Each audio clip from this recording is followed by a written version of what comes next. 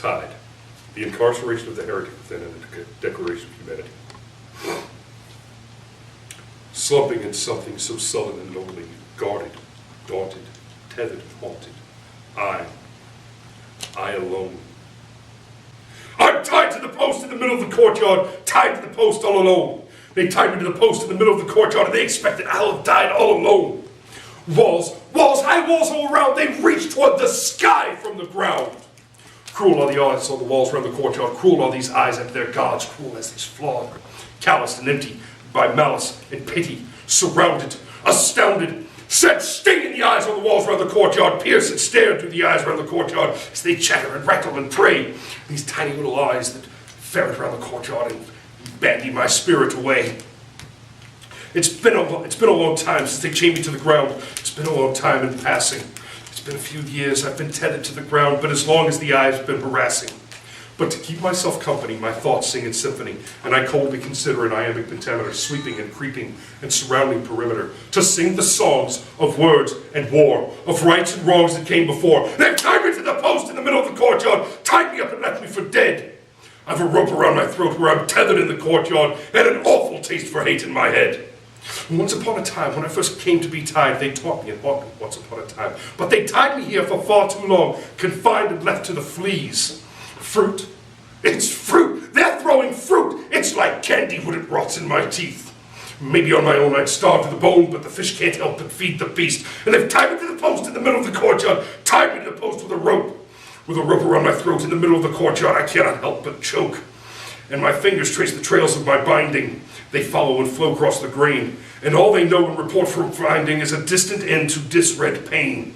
For the rope's been braided from thick, stout hemp and lashed to the post in the center.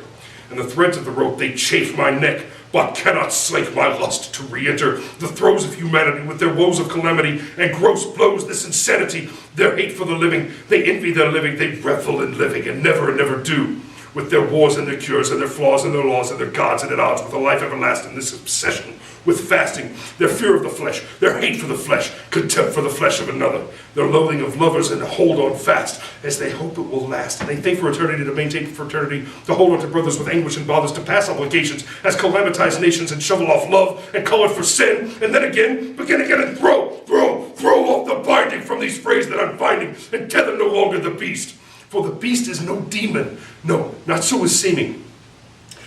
For the beast is a curse of the gray-eyed dead. They stumble about, neither in nor out, neither hot nor cold. And for being lukewarm, the beast will spew them forth from his mouth. For this beast is no devil, no menace, not evil, just untethered at heart.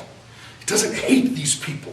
We cannot conceive of the ways they take one another apart. With his loathing, a masking for a blinding confusion, his sorrow and anguish like tea, this infusion, so much apart that the weight of his heart, when shuddered from these ill conclusions, is a world worth of worry, to carry and hurry, to run from the mob's ill inclusions, that the beast is a man with a leveled hand and made for himself new decisions.